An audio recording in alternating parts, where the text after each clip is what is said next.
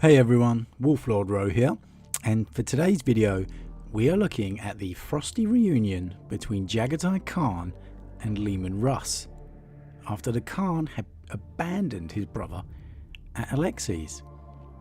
Now this event was covered in one of my previous uploads, so be sure to go check that one out first if you haven't seen it, then come back and continue on with this one.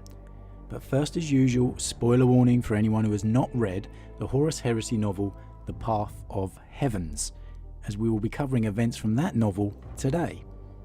Now, as always, I really recommend you go check out the novels for yourself first, as not only do you get the most enjoyment out of them for yourself, but we also help to support the amazing Black Library who, without them, we wouldn't have all these fantastic stories that we all love to discuss, enjoy, and just celebrate the lore.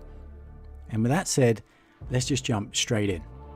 So as we know, Leman Russ and the Wolves were ambushed by Alpha Legion forces at Alaxxes, and thus he requested aid from his brother Jaghatai Khan, only for the Khan to refuse his request. Now Jaghatai had been cut off from the rest of the galaxy during the outbreak of the heresy, and quite simply he didn't know who to trust. He wanted to get answers for himself, especially once he found out that Russ and the Wolves had literally destroyed the Thousand Sons Legion and their homeworld of Prospero.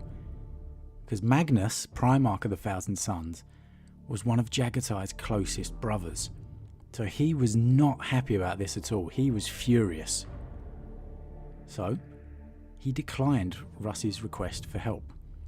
And this left Russ at the hands of Alpharius and the Alpha Legion within the nebula of Alaxxes. And we know Russ managed to survive, mainly due to a timely intervention of Dark Angels, no less. Now, we find Russ having successfully made it to Holy Terror now. He's in an outlying system, having been repaired. He hasn't replaced all his losses, but he's managed to repair his fleet at least. And now he's being informed of an incoming fleet. Leman Russ took the data slate and studied it for a long time. Eventually, he lifted his frost blue eyes from the runes. "This cannot be true," he said. "We have checked and checked again, my lord. But why now? Why is he here now?" The Sensorium master shook his head. "I cannot tell you. The contacts are still 3 days away." Russ stood, and the true wolves at his feet rose too, snarling and whickering. A look like breaking thunder crossed his flushed face, and his right hand reached for Mjolnir's hilt. "Arm all ships," he growled. "Flay the engines, but get us to him ahead of any other. I will be the first one he sees." Already menials were running to comply, and the Hraphnical's fast bulk began to turn, angling for the boost of plasma drives. "Jaghatai," spat Russ, striding to the edge of the throne. "Damn you. You should not have come back."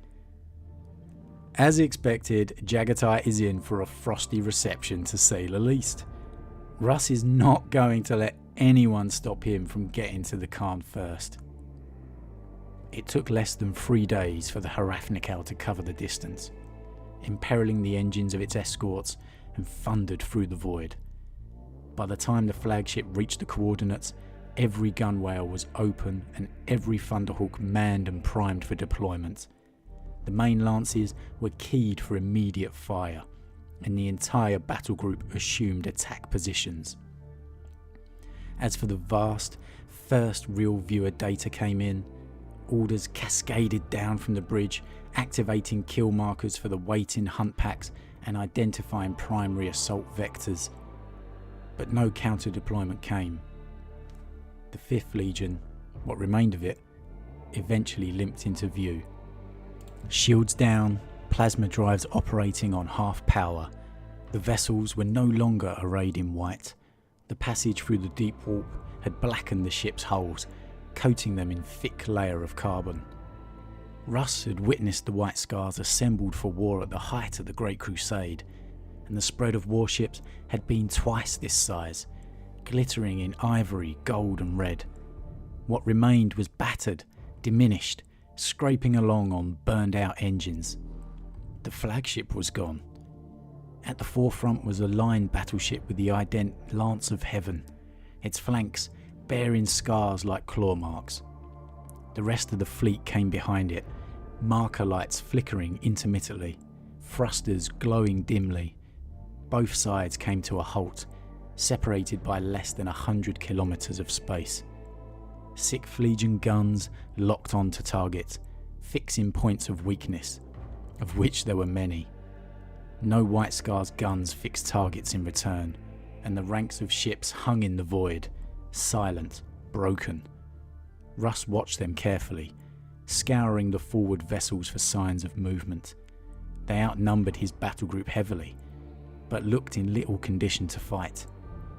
"Have they made contact?" he demanded. Grimnir Blackblood, his Huskarl, shook his head. "Nothing yet." Russ pushed clear of the command throne. Trained lances on the lead vessel, aimed at the bridge. Make ready to disable. Now, as hot-headed as Russ can be, he's perfectly within reason here to arm his weapons. I mean, there's no response coming from the Scars, having arrived. Now, admittedly, they look like they've been for a war, and they have. If there's no message coming, for everything that Russ knows, this could be a trap. Jaghatai, on the other hand, is most likely thinking how on earth he's going to handle this situation. Of all of his brothers waiting for him, he must be cursing his luck for it to be Russ. As the thralls hastened to comply, a warning rune lit up on the consoles ahead. "Lord, they are attempting to establish a teleport." "How many?" "Just one."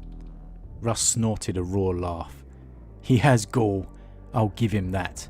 He drew his flossblade, and the naked metal gleamed coldly. "Let him come." The Hrafnikal's forward void shield coverage was lowered, just for a moment. A second later, a lone column of ether light crackled down from the bridge's vaults, hitting the deck a few meters ahead of Russ. The blaze flared, guttered, then cleared, revealing a tall, lean figure standing at the heart of it. The Khan bore no weapon. His armour was gored deeply, blackened like his ship's. His helm was gone, revealing a blood-streaked face, his long hair dishevelled. Initially, it looked as if he had trouble standing, but he steadied himself, pushing his shoulders back, meeting Russ's gaze. Seeing him again, all Russ felt was fury. He poised to launch forwards, to wheel Mjolnir around his shoulders, ready to plunge it into the chest of the one who had left him to die in the void. The frostblade felt light in his hands, apt for murder. Yet he did not move. The Khan did not move. They faced one another, Wolf King and Warhawk, separated by silence. Now, whether you like the Khan or not, you have to admire his balls here. He hasn't settled for simply a subspace message like many of his brothers would. He's teleported directly onto the Hrafnikal's bridge, directly to Russ, to see him face to face. He knows he left Russ in a bad situation. He knows he has to deal with this face to face. "Do you know, my brother, how many of my sons died at Alaxxes?" Russ growled eventually, forcing the words through clenched teeth. When the reply came, the Khan's voice was as it ever had been, resonant, heavily accented, measured. "We had to be sure," he said. Sure. Russ closed the gap between them, keeping his blade unsheathed. The Khan was almost a head taller, yet leaner, and carrying deep wounds. At the edges of the throne, 100 bolters remained trained on the White Scar's master, but neither Primarch paid them any heed. "And did you find that surety? Do you still name me the Butcher of Prospero?" The Khan's gaze never wavered. "I saw your work, and I travelled beyond it. Yes, I found surety. But if you are looking for a blood debt, then I have none to give you, for we have paid our own price." Russ came right at him then, their faces now a hand's breadth apart. "I often thought of what I would do, what I would say, were we to meet again, he snarled. Many name you as traitor in the palace, Jaghatai. You know this? I could kill you here, where you stand, and few would mourn. That would be my blood debt satisfied. And I could stand before the ghosts of the slain and tell them I have avenged them. I bring no weapon, brother, the Khan said coolly. Strike me if you wish, but know that I come through the fires of hell to bring my sons to terror. No one, not you, not Horus, not even our father, will prevent me from bringing them to where they were destined to be. The Khan wisely not having brought his weapon, he's playing this as well as he can. Look, I'm unarmed, I'm sorry, but I had to be sure I was doing the right thing. And I'm here to defend Terra. And you're not going to stop me, Horus isn't going to stop me. That's pretty cool. There was the old arrogance again, bleeding so casually out of his brother's words. For a moment, it merely stoked Russ's long-nurtured anger, goading him to finally swing the blade, to enact the retribution he had imagined many times before. But then, the absurd of it pricked at him.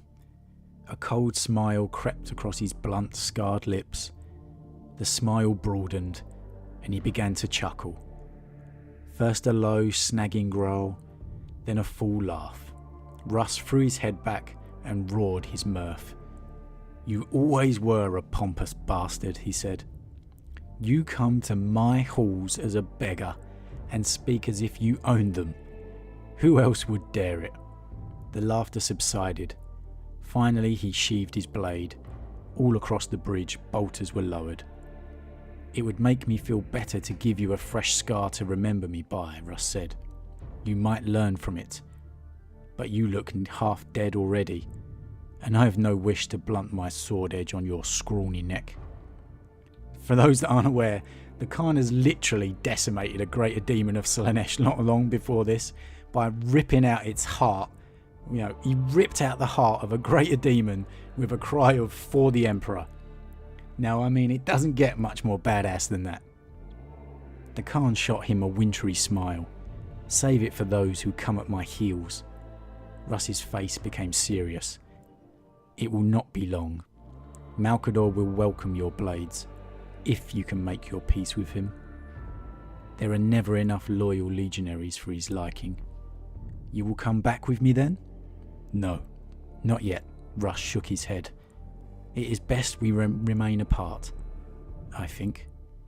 I am still angry with you, brother, and may remember it again. In any case, I am caged here, and there are battles waiting in the void. Horus's forces are fathering for their final attack. There are reports of traitor movement from across the segmentum, even as far as Yarant. The Khan nodded. Then I will wait for you at the palace. I told you I wish to fight beside you again, just as we were meant to. Be assured, said Russ, the day will come. Now, I for one would love to see a Jaghatai and Russ fighting side-by-side combo. Now that would be awesome. I'd love for some major retconning to come with Russ being at the Siege of Terra, to see them both fighting side-by-side out amongst the traitors. But no, that's not going to happen. Maybe we'll have to wait for the Scouring series, or perhaps we can get some expanded Great Crusade stories. I really think Black Library will be missing a big opportunity if they don't go back and expand upon the Great Crusade with some more Primarch stories. It was a tense meeting here, but as always, Russ, so quickly to anger, is also quickly to laugh. And at the end of the day, neither brother truly wants to fight each other. They're actually very similar, kind of kindred warrior spirits. You'd imagine the Scars and the Wolves would get along with each other quite well, despite their differences. They are both very in tune with the spirits of their homeworlds. The stars were strung out in a long swathe, the glittering band of the galaxy arcing across the high viewport. From the vantage, high up in the Lance of Heaven's observation tower, battered ships could be seen sliding silently across the vista. Some were 5th Legion outriders, all bearing the scars of their ether passage. Others were Space Wolf ships, in better condition, maintaining a discreet distance. Do you think they will suffer us to make the final stage unwatched? Asked the Khan, standing before the high window. Jubal, standing next to the Primarch, shrugged. I would say not. Did the Wolf King not tell you his intentions? I did not ask. I was pleased enough to get off the ship without having to fight. Jubal chuckled. But he will go out to face the War Master sooner or later. The Khan nodded. So it seems. Such a waste. He could come back with us, bolster the defences. Yes, but who can persuade the Lord of Fenris?